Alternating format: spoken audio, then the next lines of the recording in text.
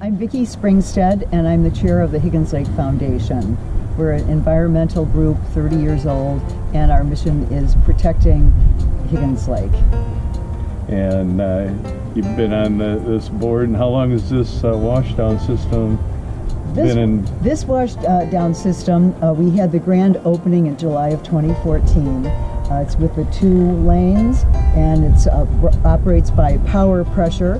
We're very happy to have it because it's just before the ramp area, so people have to come right by, and we hope that they'll use it when they go by.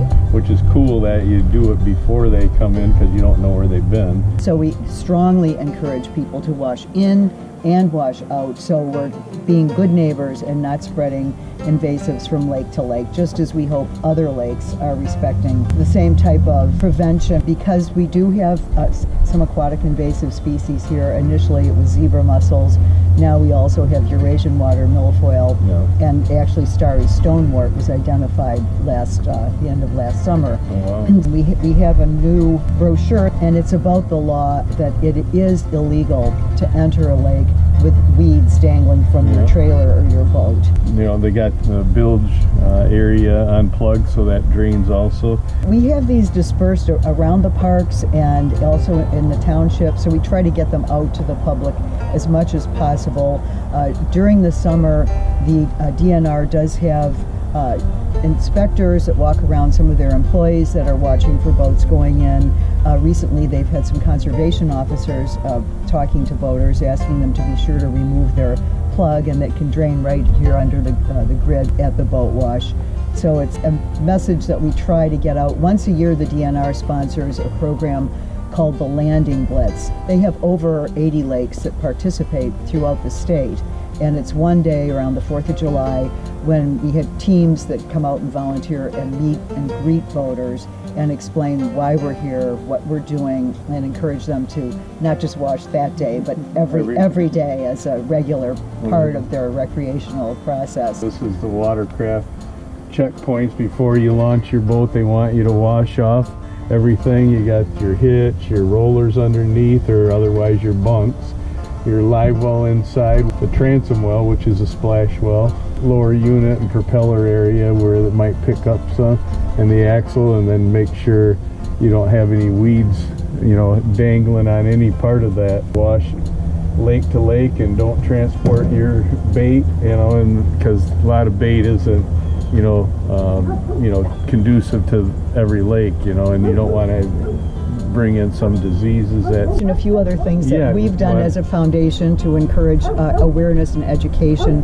We have some programs that educate 4th grade students, 7th grade students. There's also some programs for high school students as well as adults in the area.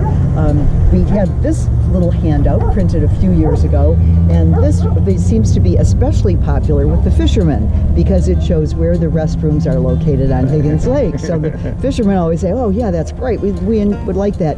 On the other side of it, it indicates how long it takes things to disintegrate trash in the lake, and some of the numbers are pretty absolutely amazing. For example, a styrofoam float takes 80 years to disintegrate. Yeah, plastic bottle, 450 years. Monofilament fishing line, 600 years. Aluminum cans, 200. A painted wooden stick, 13 years. And paper towels, 2 to 4 weeks, 6 weeks max it looks like. Newspapers are 6 weeks. Apple cores, 2 months. Milk, cartons, 3 months. Cotton ropes, 3 to 14 months. Man, I tell you what, glass jars and bottles could be forever. So them are the worst to throw in, the glass bottles and jars. It's pretty amazing when you think about it, and just a reminder to people to be careful with their debris out on the lake. So how many of these washdown areas are around? We have one that's constructed on the north side of the lake that's 1 minute from the park entrance, that also is a 2-lane power washer. So we have both of the state parks covered, and then with the additional CD3 equipment, we're quite well covered. The boat wash movement is catching on in Michigan. We have quite a few lake associations that have come to tour Higgins and see what we're doing here, how we did it, and go back, do their own fundraisers, and construct some type of a boat wash.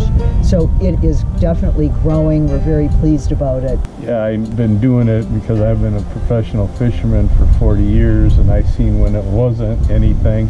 It's a good thing, you know, because, you know, all it takes is one boat that doesn't have the weeds off, zebra mussels, and go to a lake that, it doesn't matter, they go to the lake that even has them. Now you're just adding more problem to the existing problem. Since you mentioned the increase in awareness, there are, I've been told, 180 known aquatic invasive species in the Great Lakes. Oh yeah. But there is not a known cure that will for sure exterminate any one of them. So we use a diver-assisted suction harvester system here, which is non-chemical, and we're very pleased with being able to control our milfoil here with that system. But, you know, people may say, whoa, we've already got zebra mussels, isn't the horse out of the barn? Guess what? It's not out of the barn, because there's a lot more horses. Yeah, so, exactly. So I just wanted to mention that, you know, you may think you have something, but there's a lot more. So prevention is the key. Oh yeah, prevention, and you know, this is one of the good steps towards it. So it's a good thing that you and your organization are taking care of it and giving people the resources to do this. You know, thank you very much, Thank Vicki. you, Mark. Thanks for your time. All right.